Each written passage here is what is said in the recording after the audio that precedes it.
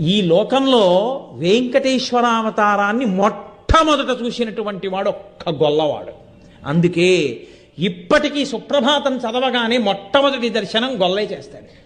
సన్నిధి గొల్ల అని అప్పుడు ఏ గొల్లవాడు చూశాడో ఆయన వంశీకులే ఇప్పటికీ వెంకటేశ్వర స్వామి వారి యొక్క సుప్రభాత దర్శనం చేస్తే ఆయనకి వెన్నపూస తాంబూలం బహూకరించి తర్వాత తెరతీసి మిగిలిన వాళ్ళకి సుప్రభాత దర్శనం ఇస్తారు.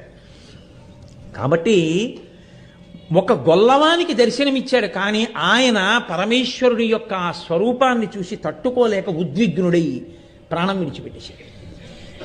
ఈ బ్రహ్మగారు ఆవు రూపంలో ఉన్నాడు కదండి, ఆయన గబగబా పరిగెత్తుకుంటూ ఆ చోళరాజు ఇంటికి వెళ్ళి పెద్ద ధ్వని చేసి అంబారావం చేశాడు.